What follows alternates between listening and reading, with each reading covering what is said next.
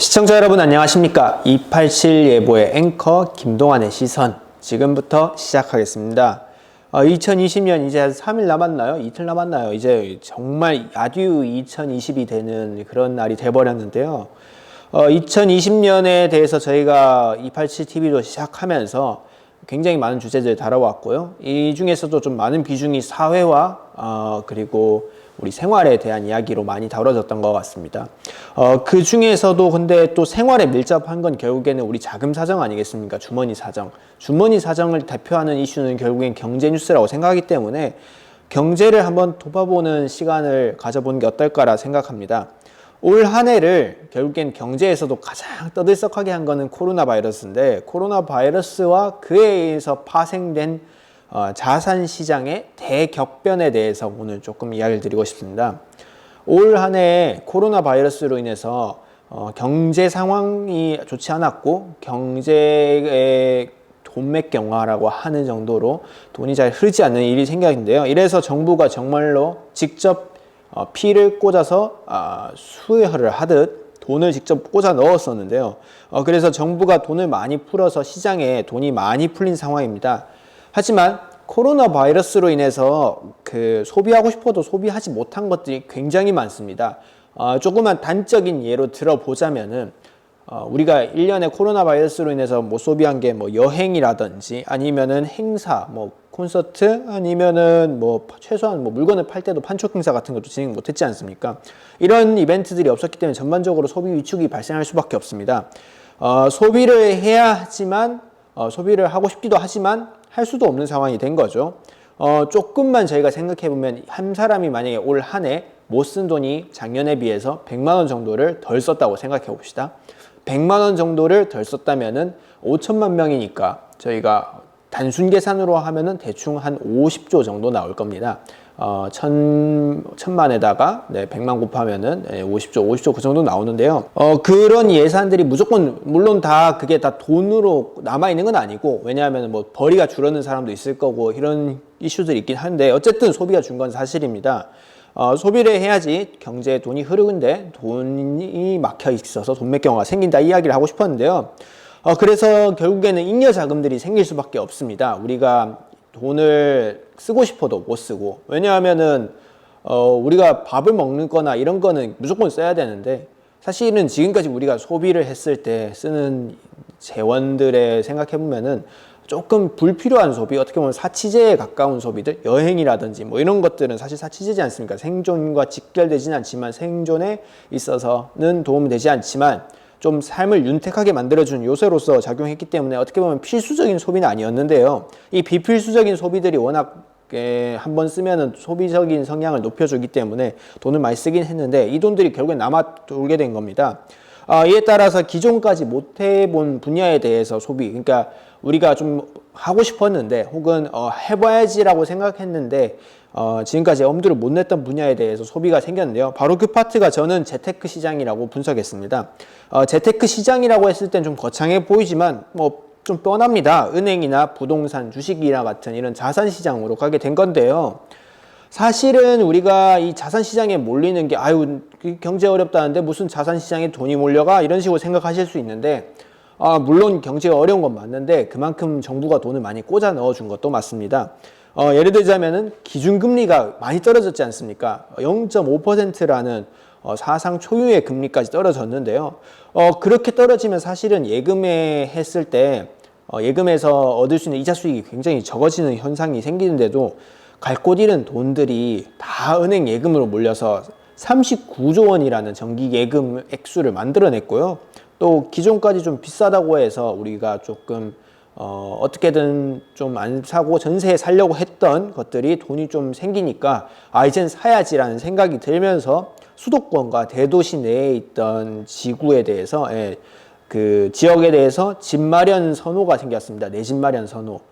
그로 인해서 부동산에도 자금이 몰리고, 부동산은 사실 공급이 쉽게 늘어나지 않습니다. 사람들이 구매 심리에 비해서 공급이 충분하지 않다거나 아니면 미래 공급이 충분하지 않거나 아니면 미래에도 내 집을 못 구할 것 같다는 생각이 들면 지금이라도 구해야지라는 생각이 들게 돼서 굉장히 가격이 급격하게 오릅니다. 이 때문에 정부의 규제와 맞물려서 부동산 가격이 굉장히 많이 올라가게 된 거죠. 그리고 또 주식시장 같은 경우에서는 우리가 주식시장 하면은 뭐 생각합니까? 좀 예전의 이미지는 좀 도박장 같고 이게 왜 오르는지 내리는지 모르겠고 뭔 작전 세력이 많고 이런 식으로 이야기하셨는데 사실 주식시장이라는 게 별게 아니고 기업을 사는 거지 않습니까? 우리가 기업의 소유권을 사거나 기업의 이익에 대해서 정당적인, 정상적인, 합법적인 소유권을 주장할 수 있도록 하는 그런 거를 사는 시장이지 않습니까? 그 시장이 코로나 바이러스의 공포로 인해서 1300선까지 붕괴가 됐었는데요.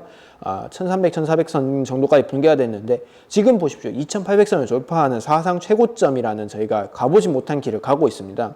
코스피도 사상 최고, 코스닥도 버블 열풍 이후로 사상 최고치가 갔는데요. 사실 주식시장 2800 돌파했는 걸 제가 봤을 때 287TV를 보면은 메인 화면에 뜨는 청년 주식 왜 안 하나 뭐 이런 이야기로 해서 제가 김현우 형이랑 같이 방송을 했던 게 기억이 나는데요. 정말로 농담 삼아서 그때는 주가 3천 갑니다 라고 했던 그 가즈아가 좀 뭐랄까 진짜로 그게 가즈아가 아니라 진짜 간다 이렇게 되는 현상이 생기지 않을까 생각할 정도로 놀라운 그 증가 현상이 생기지 않았나 저는 생각하는데요.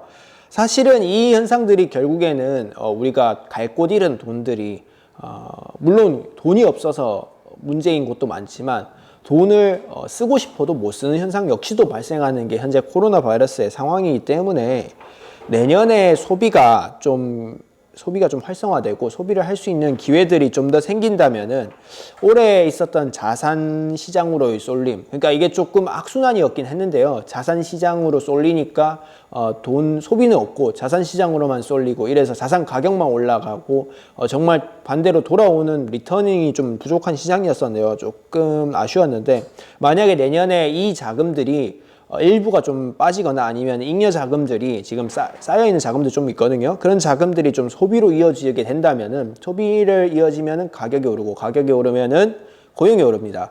고용이 오르면은 다시 그 사람들이 먹고 살 수 있게 되니까 소비가 늘어나겠죠.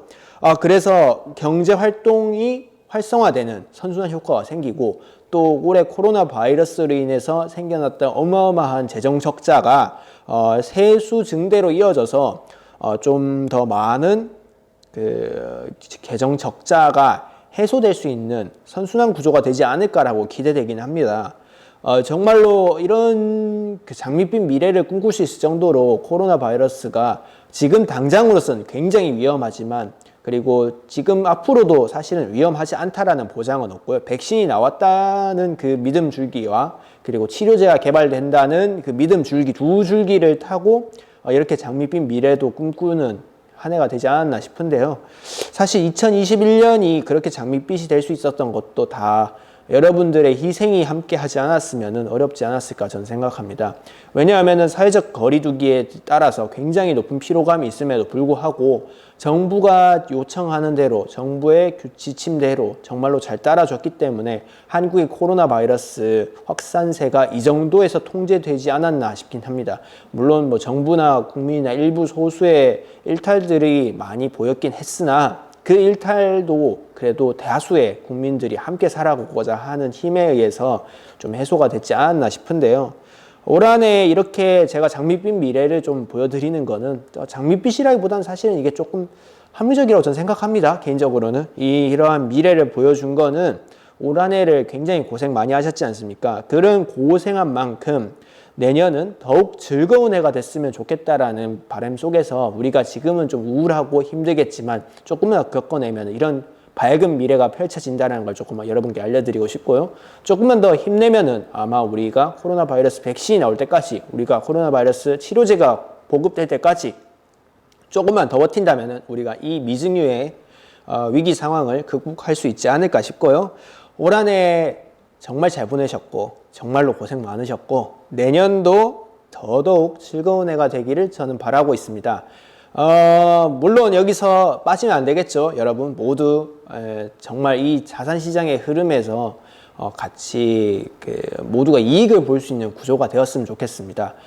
정말로 누군가는 벌고 누군가는 잃고 이런 사회가 아니라 모두가 행복할 수 있는 그런 경제 상황이 되어서 행복하게 사실은 내 집도 마련하고 행복하게 내 노후도 보장받을 수 있는 그러한 행복한 미래가 펼쳐지는 삶이었으면 전 좋겠고요. 이렇게 자산시장이 급격하게 오르는 것도 좋지만 거기에 낙오된 사람 역시도 없었으면 전 굉장히 좋겠습니다.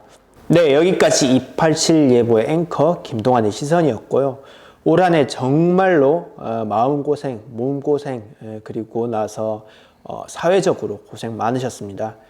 내일까지 저희가 찾아뵙고요. 내일도 말씀드리겠지만 내일부터 내년에 다시 방송을 시작할 때까지 저희는 또 새로운 프로그램으로 새로운 모습으로 찾아뵐 수 있도록 하겠습니다. 우리가 정말 내일이 꽃길을 걷듯이 내년이 꽃길을 걷듯이 정말로 살기 좋고 행복하고 코로나 바이러스 없고 서로가 서로를 얼굴을 보면서 이야기할 수 있는 그러한 미래가 펼쳐졌으면 좋겠고요. 전 그렇게 펼쳐질 것이라고 믿고 있고요. 그리고 그것은 저마다의 영혼이 아닐 거라고 믿습니다. 우리 함께 이 위기를 극복해 나갔으면 좋겠습니다. 네, 감사합니다.